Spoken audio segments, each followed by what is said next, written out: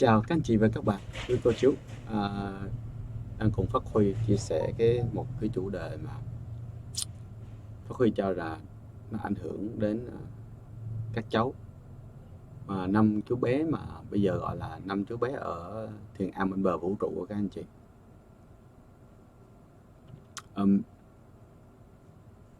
Vừa đây mình mình có gặp một người bạn mình hôm kia mình có gặp một người bạn của mình đang là một trong những là giáo viên dạy về trẻ tự kỷ.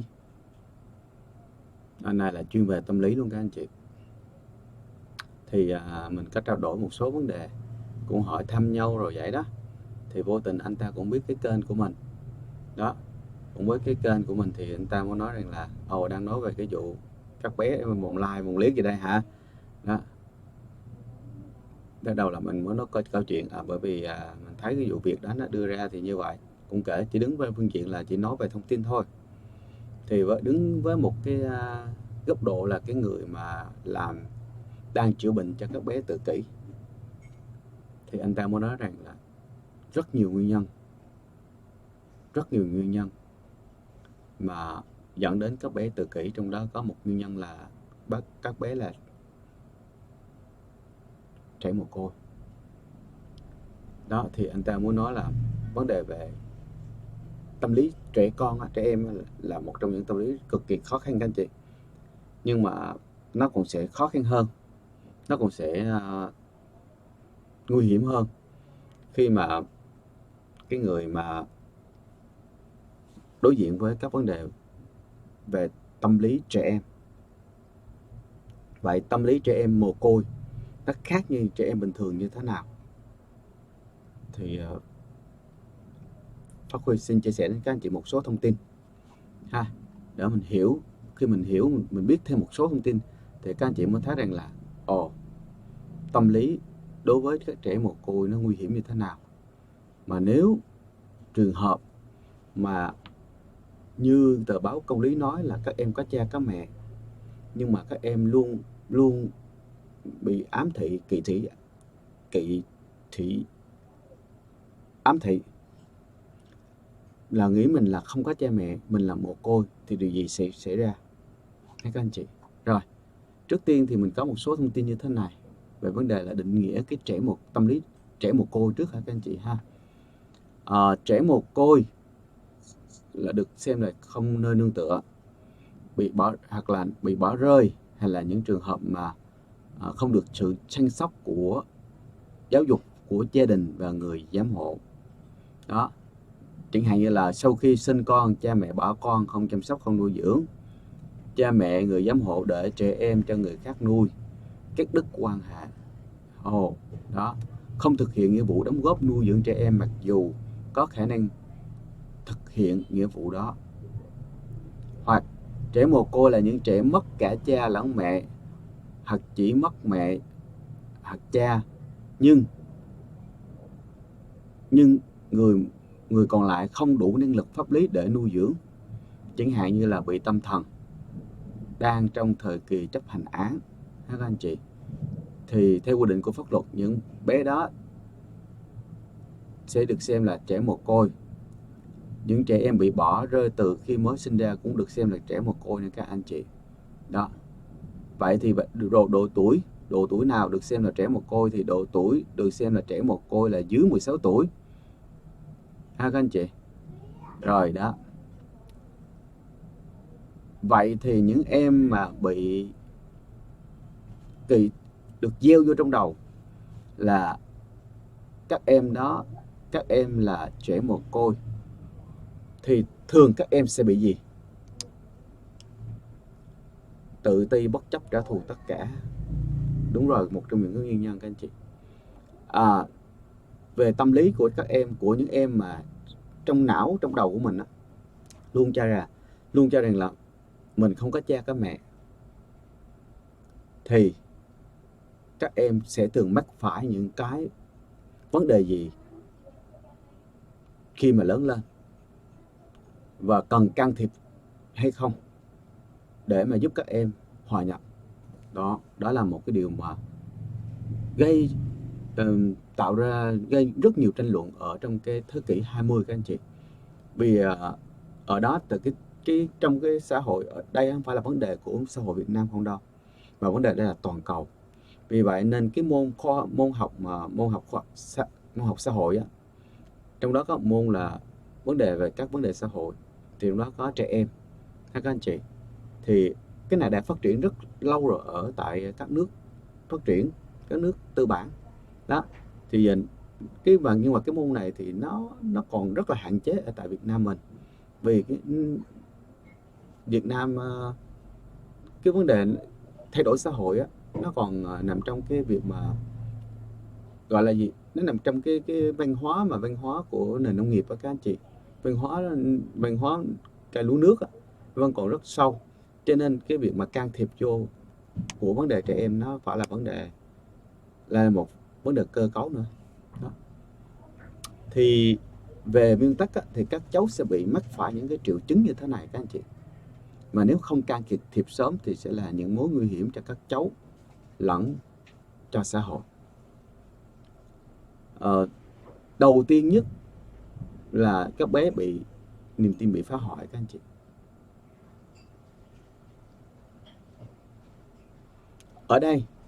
Ở đây bởi vì khi mà các bé được nghĩ rằng là các bé bị không có cha có mẹ quản lý đó, thì niềm này nó sẽ làm cho các bé là cảm thấy bị bất lực các anh chị.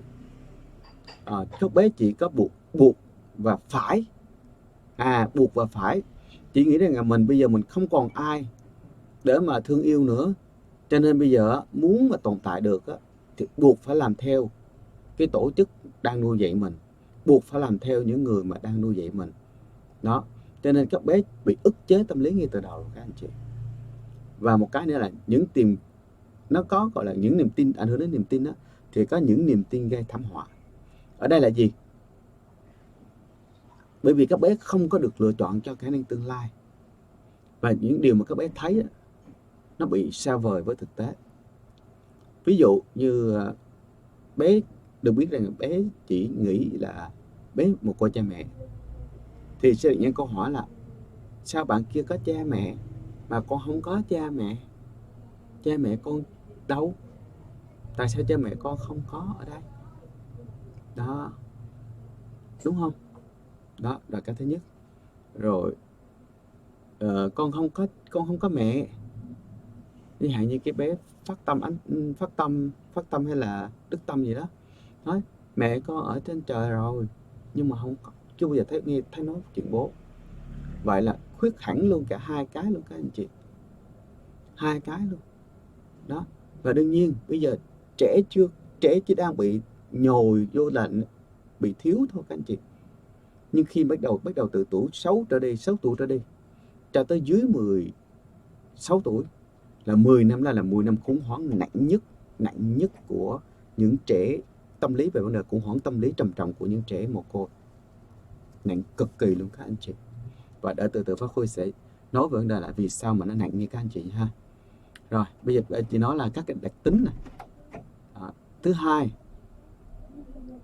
là sự ứng phó với sự trầm cảm ha các anh chị. Trầm cảm ở đây là biểu lộ cái trạng thái suy kém rõ ràng về cái sự mất quan tâm hay vui thú trong một cái hoạt động bình thường. Sự trầm cảm cũng có thể dựa vào những kết quả ý nghĩ tiêu cực, là mình bị thiệt thòi về bản thân ha các anh chị, và đương nhiên không muốn thoát ra được đó. Trẻ sẽ ứng phó với những trầm cảm bằng nhiều cách, trong khi đó là trẻ có thể là trốn chạy với những người thân của mình để đem đến một không gian riêng biệt cho trẻ. Rồi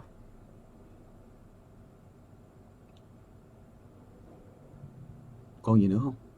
Mới có nhiêu đó thôi đã thấy sợ lắm rồi các anh chị. Đó là mình thấy là mình dị ứng luôn rồi, mình cảm thấy là khủng khiếp rồi. Phải đối phó với vấn đề, các cháu phải ứng phó với các cái vấn đề như vậy, khi mà các cháu nghĩ rằng các cháu bị mồ côi, không có cha mẹ quan tâm đó. Rồi còn phần nữa các anh chị, mặc cảm, tội lỗi với tự trách mình. Khi trẻ cảm thấy xấu hổ về những cái gì đã xảy ra với mình, đó, có thể là trẻ bị làm nhục hay là có gì đó, nhưng mà cảm thấy bởi vì mình không được ai bảo vệ hết, cảm thấy tự nhiên có lỗi mình, có lỗi bản thân, vì không được ai bảo vệ mình, đâu có cha cái mẹ đâu. Ví dụ như thấy bạn hiếm cái có những bạn về mấy cha mấy mẹ, rồi cha mẹ đến để mà làm, rồi có những cái hành động khác để thể hiện bảo vệ đứa con của mình. Còn các em sẽ khi mà các em đi học, các anh chị, chắc chắn khi đi học là thời kỳ khủng hoảng nhất của các em đó, vì các em sẽ so sánh rất là nhiều việc đó, sẽ so sánh rất là nhiều giữa mình với những bạn khác, những bạn bình thường, và tôi luôn thấy mình thiếu cái gì đó, và đương nhiên trong đó có cái sự sợ hãi và mặc cảm với chính mình, bởi vì có thể là mình sẽ không được giống như những bạn khác, sẽ không có cha mẹ để bảo vệ đó, cho nên em sẽ bị mất cái gọi tự cảm thấy mặc cảm với cái chính bản thân mình, giận dữ và có ác cảm. Một số trẻ tức giận người lớn vì bị bạc đãi, các anh chị đó, hoặc không được chăm sóc thích đáng. Nếu mà không được chăm sóc thích đáng các anh chị, hoặc một số các em đinh ninh sẽ bị phê bình và bị trừng phạt. Tự nhiên khi mà mình bị phê bình một cái là tự nhiên các em sẽ có phản ứng. Thế nhưng các bạn khác khi mà có vấn đề bị phạm lỗi, bị nhắc nhở thì các em sẽ sợ, nhưng còn đối với các em này sẽ có giận dữ, phản ứng trở lại các anh chị đó. Rồi hoài nghi và thiếu tự tin. Một số trẻ có trong hoàn cảnh khó khăn á, thì thường có những cái lý do đủ nghi ngờ và ngờ vực của cuộc sống của mình đó. Những người lớn mà các em hay gặp thường có vẻ là xa cách, hoặc là các bạn trẻ, các bạn cùng với cái lứa tuổi đó, và đương nhiên là cái việc mà diễn tả cảm xúc rất khó đối với những trẻ mà mồ côi.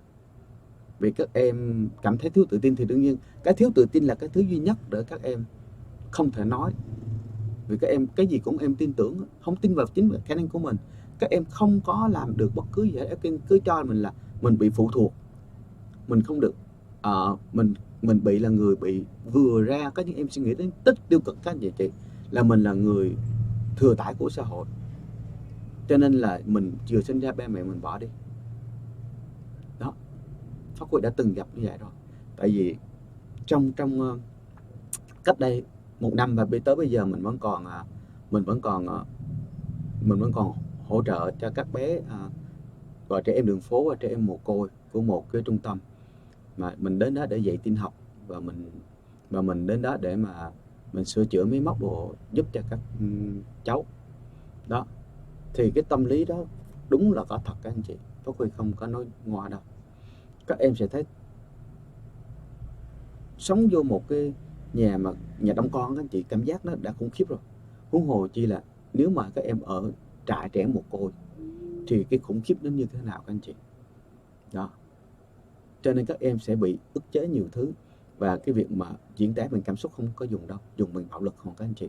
Bởi vì các em chỉ tin là có sức mạnh thì chỉ còn một niềm tin duy nhất, đó là sức mạnh mới chiến thắng được, cú đấm mới giải quyết được, chứ còn nói đàng hoàng không có. Bởi vì các em không tin được, mình không tin được, không có tự tin, cho nên không thể nói gì hết đó. Và cách giải quyết chỉ là nắm đấm đối với những trẻ em nam, còn đối với em nữ thì là sự ganh tị khủng khiếp luôn. Mình đến cơ sở đó là khoảng 60 người. Thì mình thấy là các em càng lớn thì cái biểu hiện này càng rất rõ các anh chị. Rồi, có một cái nữa là không nói thật. Không nói thật. Đó. Đây, có một tình huống như thế này các anh chị. Là có một em đang ở huyện Đơn Dương, tỉnh Lâm Đồng. Em ở trong một căn nhà tồi tàn, dột nát. Em mồ côi cha mẹ.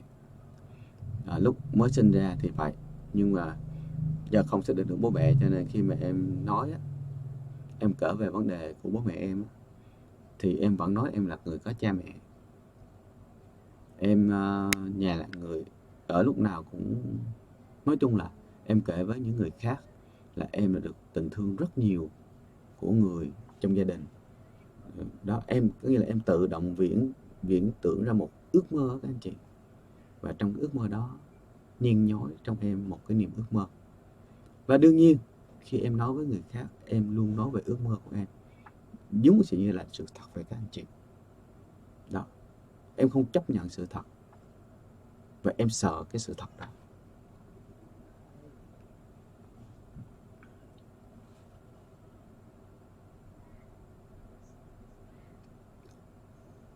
Đó, thì mình mới có đọc có 6-7 cái mà tâm lý, về vấn đề về tâm lý mà ảnh hưởng đến những trẻ em mồ côi. Và cái nguyên cơ sâu xa nhất trong cái vấn đề này chính là nó cảm thấy nó thiếu tự tin, nó cảm thấy nó là kẻ dư thừa của xã hội. Các bé cảm giác là mình đã bị bỏ rơi mà các anh chị. Và điều đó là điều nguy hiểm ban đầu tiên nhất khi đi vào tâm trí của bé. Cho nên thường các anh chị để ý đi, các anh chị coi phim đi, thường khi mà có những cái phim là khi mà lớn lên rồi mới biết là mình là con sinh, con rơi, được sinh từ ở đâu, ở ba đê đó. Anh chị coi các cái phim về tâm lý đó, anh chị thường thấy là người cha người mẹ thường không bao giờ tiết lộ thân phận của con cái mình nếu nó là được sinh ra và được nuôi mình là con nuôi. Thường không bao giờ tiết lộ cái đó đâu các anh chị. Vì họ biết chắc rằng, mặc dù là họ không học tâm lý đâu, nhưng mà họ biết chắc rằng là nếu cho các em biết về thân phận của mình sớm quá, trước cái tuổi 16, thì các em sẽ bị tổn thương cả một tuổi trẻ. Đó các anh chị. Đến mức đó luôn á các anh chị, đến mức đó luôn nha. Có nghĩa là thường cha mẹ sinh con nuôi họ nếu mà sinh nó từ nhỏ thì nếu mà nó có biết thì cũng chỉ biết là hàng xóm nói thôi, chứ cha mẹ không bao giờ nói. Cha mẹ mình nuôi không bao giờ nói con là con của ba mẹ. Ai nói một cỡ gì con là con của ba mẹ, con đừng tin những người đã xấu tính con ha. Thường là cha mẹ nuôi sẽ khuyên con như vậy, cho đến một lúc nó có đủ quyền và đủ trưởng thành về mặt tâm lý, lúc đó cha mẹ mới nói sự thật cho con nghe.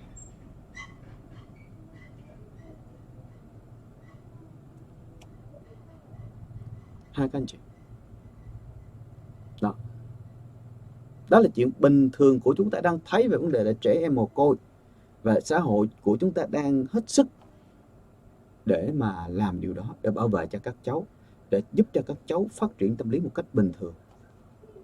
Trừ trường hợp các cháu khi mà các cháu lớn lên đang bị ở trong một cái cô nhi viện, một cái trại trẻ mồ côi, hay là một cái tổ chức nào đó hoạt động hỗ trợ và các cháu lớn lên với cái khả năng đó, thì lúc đó cái thân phận của các cháu bị tiết lộ là điều đương nhiên. Các cháu sẽ hiểu, bởi vì đó là không thể nào giấu được các anh chị. Không thể nói mà đang ở đâu, tao ở trại trẻ mồ côi, thì không thể nói là nó là trẻ em có cha mẹ được.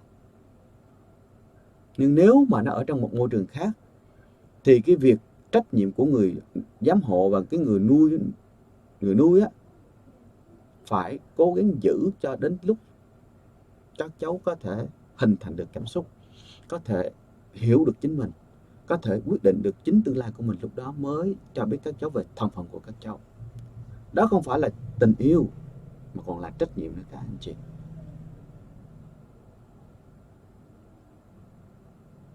Vậy thì ở đây chúng ta đang thấy điều gì ở Thiên An bên bờ vũ trụ?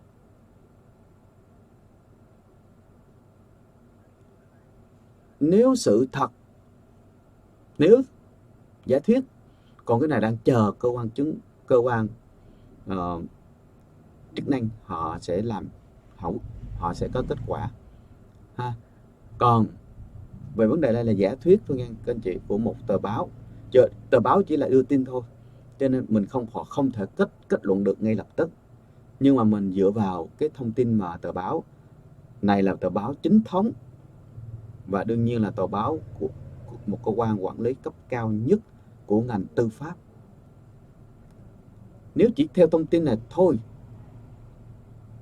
thì cái việc mà các bé có cha mẹ mà được bị nhồi trong đầu ngay từ nhỏ là các bé là trẻ mồ côi thì phải là không thể chấp nhận được các anh chị.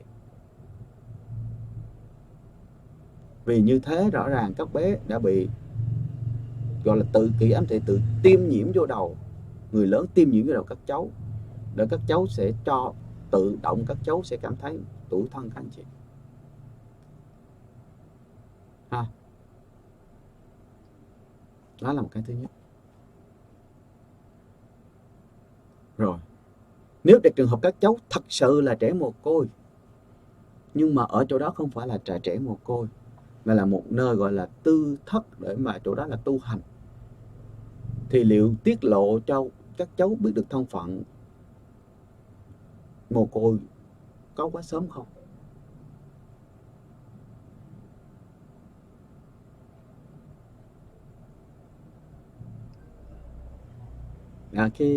Ngọc Trần ơi, khi nào mà Vân Đào ơi, khi nào mà mình có thông tin thì mình sẽ chia sẻ cái thông tin đó. Còn bây giờ thì mình chưa có thông tin nên mình sẽ không chia sẻ. Nhưng mình chỉ biết vấn đề là về tâm lý. Giờ mình đang nói vấn đề tâm lý thôi. Người ta nuôi dưỡng, nuôi dạy mấy bé rất tốt. Mình không nói chuyện đó các anh chị. Đó là chuyện nuôi thôi, chưa nha, chưa kể nha.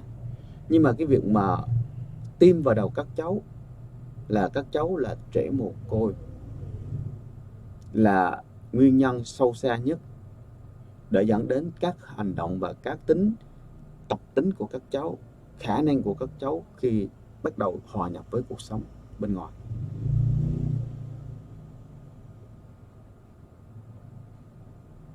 Hãy nghĩ xem thử coi, khi các cháu nghĩ trong đầu mình là tôi là trẻ mồ côi thì điều gì sẽ xảy ra? Thì nãy giờ Pháp Huy mới đọc Pháp Huy không dám đọc nữa các anh chị. Những hệ lụy rất lớn từ những trẻ mồ côi, Pháp Huy không dám đọc. Đây là tài liệu của một người bạn của mình làm bên trường đại học chuyên về vấn đề khâu tâm lý trẻ em, thì họ đưa cho mình để cho thấy rằng là họ có, đây là những tài liệu này là có nghiên cứu các anh chị, đã có làm gọi là vấn đề điều tra về vấn đề khảo sát để biết được là như thế nào. Đây là một cái đề án của trường đại học của các anh chị, chứ không phải là cái thông tin này ở trên báo chí viết sầm sàm đâu, không có đâu các anh chị. Cho nên mới nói là những điều họ đưa ra đó là bao nhiêu vấn đề là tâm lý của trẻ sẽ thường mắc phải. Rất ít trẻ mồ côi có một tương lai sáng lạng và một người tốt và một người đóng góp cho xã hội, rất ít lắm chị. Còn hầu hết là sẽ vướng cái này vướng cái kia, không dính cái này vướng cái kia. Vì những gì mà các cháu được thụ hưởng thì không thể nào mà nói rằng là các cháu phải tốt hơn vấn đề được các được thụ hưởng các anh chị.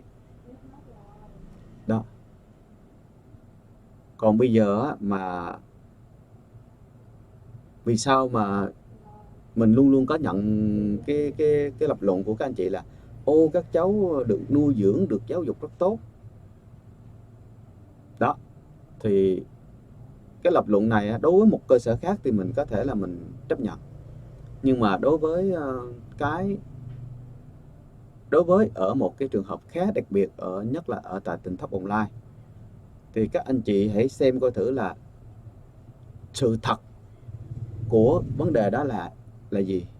Họ chăm sóc đó có phải là chăm sóc với tình thương của một người trân tu với vị tha, của lòng vị tha của con người hay không, hay là họ chăm sóc vì họ phải có trách nhiệm? Thì hãy coi về vấn đề đó. Và nếu họ buộc phải có chăm sóc để có trách nhiệm, tại sao chỉ có những đứa trẻ này được chăm sóc tốt, còn mình nghe nói hồi ở Thánh Đức Tứ là 50 mấy người thì sẽ có một nhóm được chăm sóc tốt và một nhóm bị đẩy ra là, và thông tin này bên lề thôi, và sắp tới chắc chắn sẽ có những video sẽ được là nói về, được tiết lộ là có những bạn trốn ra khỏi cái trại ở Thánh Đức đó. Thì vậy thì tại sao đặt câu hỏi tại sao có những bé được chăm sóc rất tốt, và những bé tại sao đã có những bé đã phải bị phải trốn ra, thì hãy đặt vấn đề đó mà trả lời. Chứ còn mình thấy bây giờ là những câu trả lời của các anh chị hiện tại đang nói là nó chung chung, rất là chung chung. Thứ nhất là các cháu được chăm sóc rất tốt, thì 5 cháu bé đã được chăm sóc rất tốt thôi. Những cái bộ mặt mà 5 cháu bé là bộ mặt của, tính ra là bộ mặt của tỉnh Thất Bồng Lai mà các anh chị, là những hình ảnh các anh chị, ngoài những hình ảnh đó các anh chị có thấy những hình ảnh các bé khác không? Rồi các anh chị có thấy những cháu bé mà vì sao mà cái cơ sở mà hình ảnh mà các bé ở tại Thánh Đức không thấy, không có các anh chị? Các anh chị đâu có hình ảnh các bé ở tại Thánh Đức đâu. Rồi các anh chị cũng cho thấy năm 2003 là đã thấy là 56 người, trong đó có những trẻ mồ côi. Đó, có địa phương có ghi như vậy. Nhưng mà 56 người đó, những trẻ mồ côi đó giờ đâu? Còn vấn đề ở đâu nữa chứ? Cứ đặt ra như vậy. Còn bây giờ hiện tại 5 cháu bé là bộ mặt nha các anh chị, là bộ mặt của thiền am bên bờ vũ trụ bây giờ. Cho nên mà bây giờ họ mà làm cái gì đó mà nó đã đưa lên như vậy, thấy các cháu bé ngon rồi các anh chị nói như vậy, thì đó là bộ mặt mà. Có ai mà đưa cái lưng ra đâu? Hãy xem cái lưng rồi mới biết. Chứ còn bây giờ cứ đưa thấy bộ mặt không mà các anh chị nói như vậy, kết luận như vậy, thì nó thật sự là nó không có thực sự không có ý gì hết các anh chị. Nó không có ý nghĩa gì hết. Nhưng mà như nãy giờ Phát Huy đã nói rồi các anh chị. Ví dụ như cha mẹ nuôi, các anh chị để ý tất cả, chứ không phải chỉ có bình thường đâu. Thường cha mẹ nuôi sẽ không bao giờ cho con mình biết được cái lai lịch của con cho đến khi nó lớn, khi nó mà chấp nhận được, cho đến khi nó hiểu được cái vấn đề, thì cha mẹ mới tiết lộ thông tích của nó để nó biết được, rồi để cho nó đi tìm cha mẹ nó lại, cha mẹ mà người bỏ rơi nó đó, các anh chị.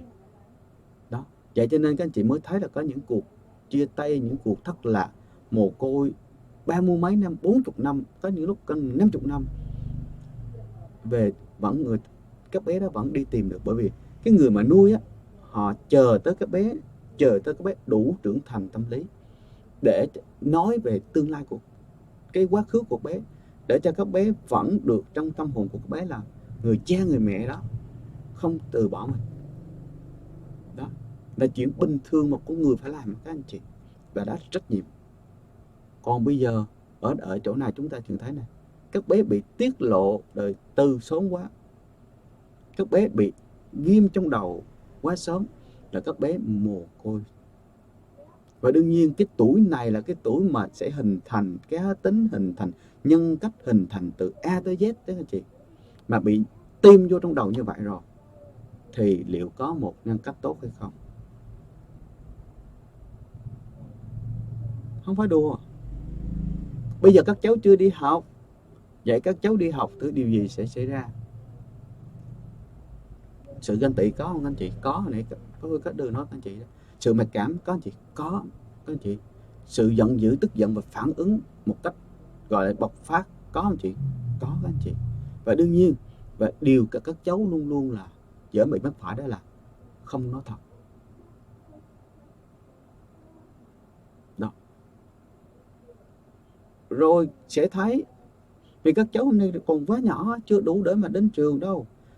Tuổi bắt đầu có những tuổi đến trường rồi các anh chị sẽ thấy những câu hỏi là tréo lửa luôn á, đến nỗi mà mình là cha mẹ ruột á, có những đôi lúc con mình hỏi mà mình không trả lời được luôn á chị, các anh chị. Huống hồ những các cháu mà nó bị mồ côi, nó sẽ có những câu hỏi để mà vì nó thiếu tự tin đó, cho nên nó bị nghi ngờ, nó luôn đặt ra những câu hỏi mà khiến người lớn không thể trả lời được luôn.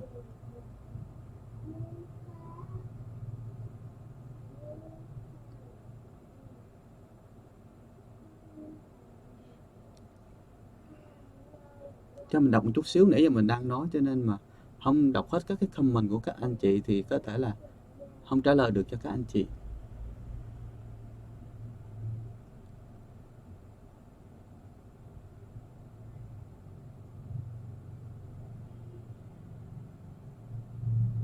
Vân Đào ơi, về suy luận của bạn mình thấy nó có logic thật sự. Nhưng mà bây giờ này, mình đã nói rồi, nếu mà một người có tâm á, thì người ta sẽ không bao giờ tiết lộ đời tư cho các cháu biết, cái thân phận của các cháu cho các cháu biết sớm ra đâu, để các cháu không bị mặc cảm, để các cháu vẫn tự tin đi nói với các bạn nói rằng tao có cha có mẹ.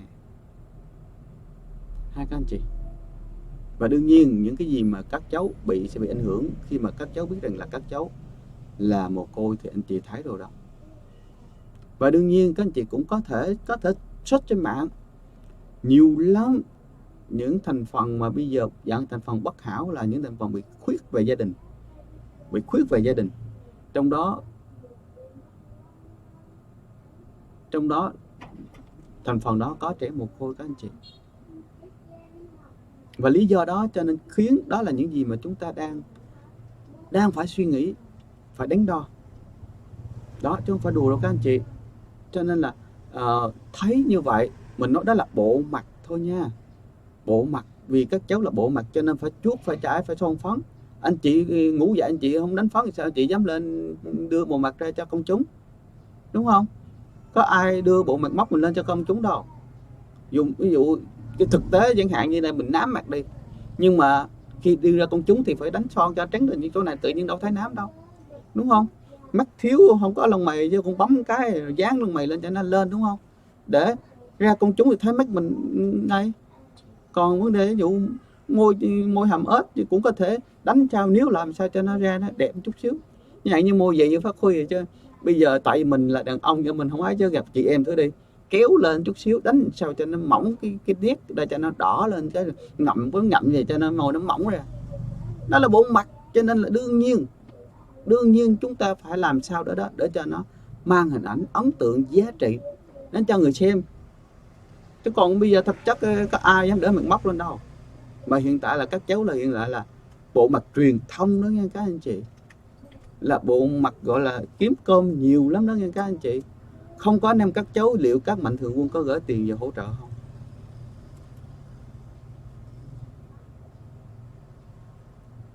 Và đương nhiên không có anh em các cháu thì các anh chị có biết đến Bồng Lai đâu. Và đương nhiên không có anh em các cháu thì chúng ta cũng ngồi đây để mà chia sẻ. Vậy các cháu đóng vai trò rất là lớn, rất là lớn, mà bây giờ không mà nghĩ để một cái bộ mặt gọi là như vậy. Thử đi các anh chị, khoe ra đỡ nguyên bộ mặt móc được không? Không. Vậy thì các anh chị đang thấy một bộ mặt đã được trang điểm rồi, bộ mặt của truyền thông rồi ha các anh chị. Và đó đương nhiên đó là sự lầm tưởng.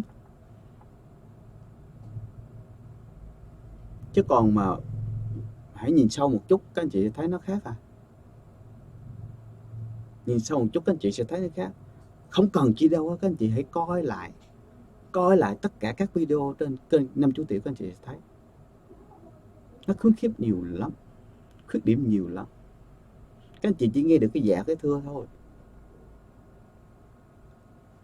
Nếu mà các anh chị nghe không lầm có một cái bạn mà cái đợt mà gì tâm sự của một cái em mà ở Đà Nẵng nói là bà không nuôi được nên mới vô đó.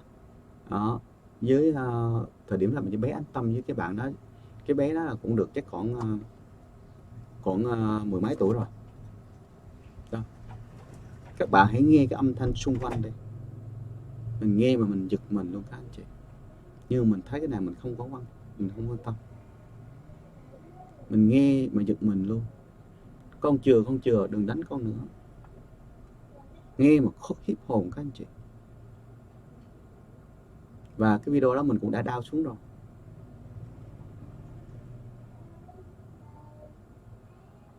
Các anh chị hãy nghe kỹ âm thanh đó đi. âm thanh mà âm thanh đằng sau đó đó là buổi phỏng vấn của Hòn Nguyên phỏng vấn cái bạn gì mà có cái gốc ở Đà Nẵng, cháu ở Đà Nẵng, tự nhiên mình quên tên mất tiêu rồi, mình không ấn tượng cái cháu đó. Thì nghe âm thanh mà van xin để được cái đó các anh chị, rồi nghe âm thanh nữa mà gọi là gì, đánh đập có, nghe cái bắt rau xong tự nhiên cái mình mới thấy. Rồi các anh chị, nếu mà anh chị tin bác một chút xíu nữa thì cứ xem hết tất cả các video các anh chị, không cần đi đâu hết á, nó nằm trên đó hết á. Tâm lý trẻ em mồ côi nằm hết sạch trên cái kênh Năm Chú Tiểu đó, mình nói thẳng một câu như vậy để cho khỏi anh chị khỏi nói chi. Em nói thật, các anh chị ở đây hiện tại giờ các anh chị đang xem, đang thấy, và các anh chị chỉ nghe thôi, cô lướt thôi, thì các anh chị chỉ thấy đó là bộ mặt được trang điểm rồi các anh chị. Và đồng nghĩa Năm Chú Bé đó là bộ mặt của Tỉnh Thất Bồng Lai bây giờ. Chứ anh chị có thấy ngoài ra cái Tỉnh Thất Bồng Lai bây giờ có gì nữa bằng bộ mặt nữa đâu. Thì phải Năm Chú Bé đó là bộ mặt của Tỉnh Thất Bồng Lai không các anh chị? Các cháu đó bây giờ hiện tại là đang Tỉnh Thất Bồng Lai, là có phải là bộ mặt sáng giá nhất không? Hãy thử bây giờ hiện tại Tỉnh Thất Bồng Lai đang mọi người yêu quý mến, chắc là vì hai giọng ca Nhất Nguyên với lại Hòn Nguyên hả? Hay là giọng ca của gì The Voice Kids của gì Huyền Trân hả? Phải không các anh chị? Chắc các anh chị biết đến Tỉnh Thất Bồng Lai là như vậy hay sao? Đúng không? Rõ ràng hãy xét thử coi. Rồi đương nhiên các anh chị đang coi cái bộ mặt đã được trang điểm, đã được đánh lên cho nó make up ở thời truyền thông rồi các anh chị, bộ mặt truyền thông đó, mới đùa đâu. Phải đơn thuần chỉ là một cái bình thường, mà bây giờ là các cháu là bộ mặt truyền thông, nên nhớ là vậy, truyền thông của thuyền an bên bờ vũ trụ. Thì không có lý do gì mà các anh chị thấy được cái chân mày cục, cái vết nám, một cái vết mụn, hay là cái môi trẻ, hay là cái răng thưa, có khó, đúng không? Làm sao anh chị thấy được cái đó? Và cho nên anh chị mới có những cái phản hồi như vậy. Mình không binh vực ai hết các anh chị, nhưng các anh chị hãy đứng trung lập một chút, các anh chị sẽ thấy được vấn đề. Và đơn giản thôi, vì mình nói này, nếu các anh chị đọc cái vấn đề về tâm lý của trẻ mồ côi đó, các anh chị sẽ thấy nếu mà các trẻ đúng mồ côi đó, thì cũng ai tiết lộ thông tin hết, không ai gieo vô cho các cháu cái vấn đề đó hết, để các cháu bây giờ các cháu bị tiêm trong đầu rồi là mình là trẻ mồ côi, mà anh chị biết rồi đó. Đã như vậy thì khả năng của các cháu gia nhập vào cộng đồng xã hội khi lớn lên rất khó.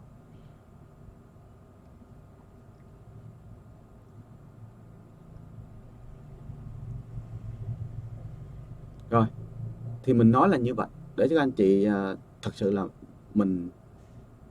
khi mình thấy cái này, khi mình đọc đến cái vấn đề và mình đọc đến cái tài liệu mà liên quan tới về tâm lý trẻ em mồ côi, mình thấy sao mà nó quá tội đối với các cháu. Thật sự tội lắm các anh chị, tội với các cháu. Dù có nó mồ côi thật hay là mồ giả cũng đều tội các anh chị. Giả thì là càng khiếp thiệt, là cái tội nó ghê lắm.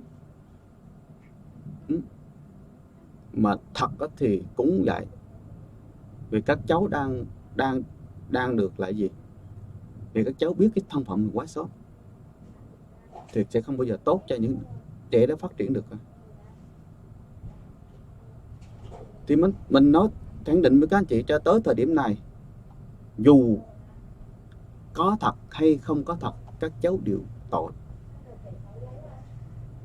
Nếu các anh chị hiểu rằng, các anh chị đọc được cái đặc điểm tâm lý của trẻ mồ côi, nó sẽ gây tác động tiêu cực đến cái xã hội như thế nào, và tiêu cực đến các cháu như thế nào, thì các anh chị mới thấy rằng dù bây giờ trong thời điểm này các cháu phải hay không phải gì cũng đều là tội hết các anh chị. Nếu mà không phải thì quá tội, tội này là quá tội luôn các anh chị ha.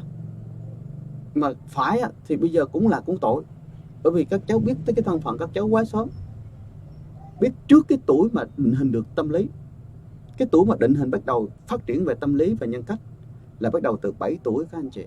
Từ 7 tuổi nha các anh chị nha. Rồi cái tuổi là cái tuổi mà các cháu tiếp cận được, bắt đầu tiếp cận với xã hội cũng là 7 tuổi nha các anh chị. Khi mà các cháu đi học á, hiện tại các cháu hiện tại ở Thiền Am Vũ trụ không có cơ hội đi học thêm luôn. Đúng ra cái tuổi mà các cháu về hiện tại bây giờ là phải là lớp mầm, lớp chồi gì đó. Đó. Ha, lớp mầm chồi lá gì đó. Thì hiện tại cũng không thấy luôn. Mà bây giờ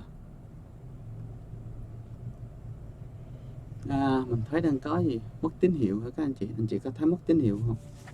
Mình kiểm tra thử coi.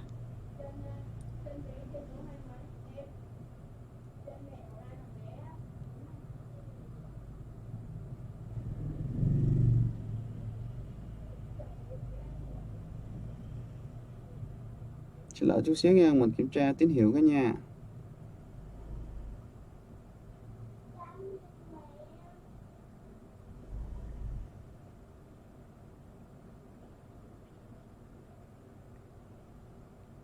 Rồi may quá, cho mình xin kiểm tra tín hiệu một cái cho mất công.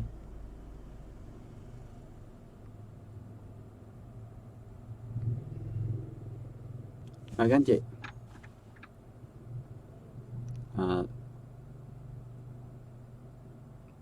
hãy nhìn sự thật. Hãy nhìn sự thật các anh chị. Mình không nói ngoa. Các cháu thật sự ở bất cứ bây giờ thời điểm này, khi mà thực sự khi phát huy đọc được cái vấn đề mà những cái đặc điểm về tâm lý trẻ mồ côi thì mình thấy là không có, các cháu kiểu gì cũng tội, rất tội. Vì các cháu mà bây giờ đã biết được cái thân phận của mình rồi thì cái khả năng mà hòa nhập với cộng đồng khó lắm. Và cho đến thời điểm này thì hầu như các cháu là độ tuổi đến trường nhưng mà vẫn chưa được đến trường. Cháu thấp nhất thì 3 tuổi thì bây giờ nếu mà dạy thì cũng là lớp mầm rồi các anh chị. Lớp mầm rồi, cũng chưa được đến trường. Mầm chồi lá. Ha các anh chị. Cũng chưa được đến trường cho nên là cái khả năng các cháu tiếp cận với xã hội rất thấp. Bạn bè cũng không có. Cho nên đương nhiên tự tin làm gì có. Đúng không? Tự tin làm gì có là cái thứ nhất. Rồi khi mà các cháu bắt đầu hình thành tâm lý thật sự, có trí khôn, lúc đó, lúc 7 tuổi rồi người ta theo tâm lý nha các anh chị, người ta nói là 7 tuổi là mới có trí khôn, rồi bắt đầu mới nhận diện, rồi bắt đầu mới so sánh, bắt đầu mới cảm thấy bị tổn thương về tâm lý rất nhiều thứ. Thì trong đó có một cái mà khiến các cháu nó sẽ là trong những cái mà dẫn đến con người của các cháu sau này, đó chính là tính tự ti. Tự ti, không tự tin, không trung thực và bất đồng. Cho nên sẽ dẫn đến các môi trường khác. Đó. Vậy cho nên bây giờ mà nói rằng các cháu không đáng tội, các cháu bình thường, thì nếu mà có cha mẹ thật thì cũng nuôi rồi, thì cũng nuôi có sao đâu. Dạ chưa chắc các anh chị. Mà nói các cháu là thật sự trẻ mồ côi thì nói thật sự trẻ mồ côi mà bây giờ Tỉnh Thất Bồng Lai nuôi các cháu rất là khôn ngoan lễ phép. Dạ cũng không các anh chị, chưa có kết quả gì đâu. Vì các cháu đang được là gọi là ổn, mới có đầu hình thành về bắt đầu cái hoạt động của một con người thôi. Bây giờ các cháu chưa phân định cái nào đúng cái nào sai, chưa cảm giác được yêu thương, chưa cảm giác được cái này, chỉ có một cái chút gì đó bắt đầu của cái lứa tuổi mà cái cá tính nó hình thành. 7 tuổi cho tới dưới 14 tuổi, rồi từ cái giai đoạn từ 14 tuổi nó có thêm cái thời điểm dậy thì nữa các anh chị, thì sự bùng nổ nó còn khủng khiếp hơn nữa. Đó. Thì cái giai đoạn người ta phân ra làm tới 2 giai đoạn. Giai đoạn từ 7 tuổi, 6 tuổi chứ, từ 6 tuổi, dưới 6 tuổi, từ 6 tuổi đến 10 tuổi. từ 10 tuổi cho đến 14 tuổi, từ 14 tuổi cho đến 16 tuổi. Thì những giai đoạn đó là những giai đoạn cực kỳ cần đến sự quan tâm chăm sóc của gia đình cũng như sự phát triển của trẻ. Và bây giờ là trong đầu của các em hiện tại là các em là trẻ mồ côi. Còn thực chất có hay không phải thì không còn vấn đề nữa. Nhưng mà hiện tại trong đầu của các em đã bị ghim nó rồi. Thì liệu các em sẽ có thể vượt qua được nó hay không trong từ đây cho tới khoảng 10 mấy năm nữa. Còn lý do vì sao thì nãy giờ mình cũng đã liệt kê rồi, các anh chị có thể quay lại, các anh chị không tin mình nữa thì cũng các anh chị lên Google, các anh chị có thể search và xem coi thử đặc điểm tâm lý trẻ mồ côi nó như thế nào.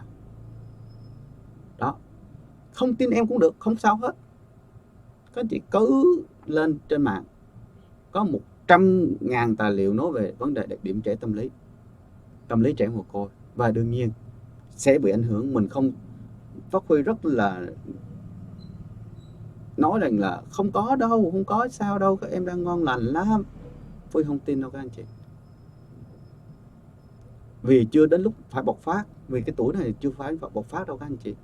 Cái tuổi nó bắt đầu là từ 6 tuổi trở đi nó mới bộc phát các anh chị ha. Mà cái tuổi mà khi mà nó càng ra ngoài xã hội á, lúc đó nó mới bộc phát dữ dội luôn. Và đó nó thấy nó thua kém bạn bè, nó không tự tin, nó đã thua kém bạn bè rồi. Bất cứ vấn đề gì nó thấy từ bạn nó đều về đặt một câu hỏi hết. Và lúc đó sẽ thấy sự tổn thương rất lớn trong tâm hồn của các em. Đó. Cho nên là những anh chị nào mà cứ nói thì em cũng công nhận thôi, tại vì không có gì thì đơn giản là các anh chị đang xem bộ mặt đã được trang điểm truyền thông rồi các anh chị ha. Đó là bộ mặt truyền thông và đương nhiên đã được trang điểm, cho nên những cái khúc ở phía sau anh chị không thấy đâu. Anh chị chỉ thấy lớp bóng hài hòa, mi mắt cong, ánh mắt long lanh, mũi dạt dừa có ánh nét, môi mỏng chẻ đôi, trái tim hình xinh, trăng đồ trắng bóng. Đó là những gì anh chị sẽ thấy, một cái khuôn mặt đã được make up để lên truyền thông rồi ha các anh chị. Mà đương nhiên anh chị bị dẫn dắt bởi cái đó mà, cho nên không thể nào không có tranh cãi về trong vấn đề này. Vì Pháp Khuy cho rằng là tại vì Pháp Khuy thấy ở mặt khác, còn anh chị đang đứng thấy ở mặt khác thì chúng ta đâu cùng một cái kiểu thấy đâu mà tranh luận chỉ cho mệt vậy, đúng không? Pháp Huy không nhìn với góc độ là bộ mặt make up truyền thông, còn anh chị cứ nhìn make up truyền thông thì rõ ràng hai cái góc độ này nó không tương đồng với nhau. Một người đứng chỗ này nhìn, một người đứng nhà nhìn, thì đương nhiên thì làm sao mà tranh luận được các anh chị. Và Pháp Huy cũng không cho các anh chị sai, và Pháp Huy cũng không nghĩ rằng Pháp Huy sai ha. Bởi vì mỗi người có một góc đứng nhìn khác nhau, thì sẽ có một cái góc độ nhìn nó khác nhau và một cái đánh giá khác nhau. Không ai sai hết. Chỉ vì mình đứng góc này mình thấy cái đó, mình đứng góc kia mình sẽ thấy cái khác. Thì không tin các anh chị cũng giống như cái này thôi. Đấy. Cái viết đây, ví dụ một cái viết bình thường thôi. Nếu Pháp Huy nhìn từ này thì Pháp Huy thấy cái viết nó đứng này. Nhưng Pháp Huy nhìn hướng này, nhìn hướng này đi, thì đâu có thấy cái viết đứng đâu, nó nằm nè, đúng không? Bởi vì cái mắt của Pháp Huy nằm trên này, nhưng mà rốt cuộc coi viết nó đứng nằm gì, nó đâu có đâu. Mình quan trọng cái quy chiếu chứ. Quy chiếu ở dưới là mặt đất, ở trên là ấy, thì lúc đó mới thấy cái viết nó đứng. Còn giờ mình quy chiếu như thế này là gấp đôi quy chiếu của mình nó khác nè.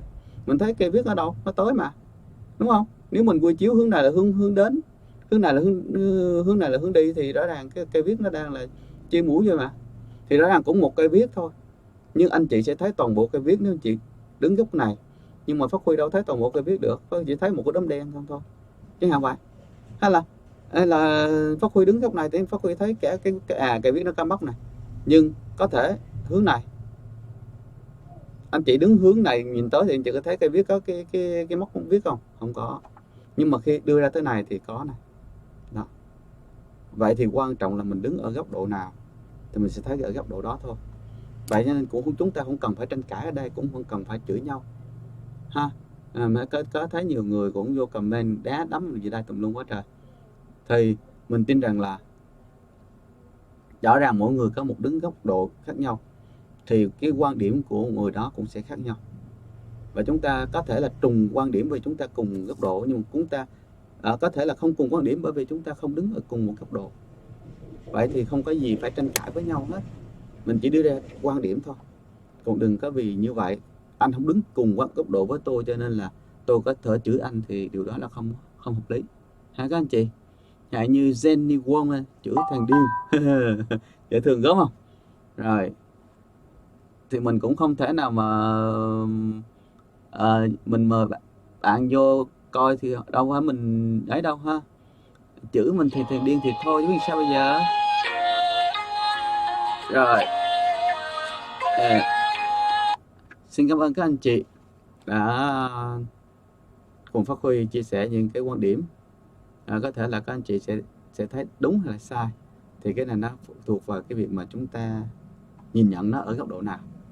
Còn cái việc mà ở đây chúng ta không nói đúng sai các anh chị. Tôi rất mong là sẽ tiếp tục với các anh chị những video tiếp theo, cũng chia sẻ các vấn đề về xã hội, các vấn đề về tương tác trong xã hội này. Hẹn gặp lại các anh chị trong buổi chia sẻ tiếp theo của Free trên kênh Hello Sài Gòn. Xin chào. Quên nữa, nãy giờ em thấy có mấy người like rồi, buồn quá. Em nói hết khô nước miếng rồi, cho em cái like nào nếu các anh chị thích. Còn các anh chị nào không chưa đăng ký thì nhớ đăng ký nha. Vì chắc chắn là nhắn vô cái chuông nữa chứ. Nếu vô cái chuông thì lúc đó mới có thể có cái thông tin nếu kênh em có những thông tin mới. Rồi xin chào và hẹn gặp lại các anh chị. Xin cảm ơn rất nhiều.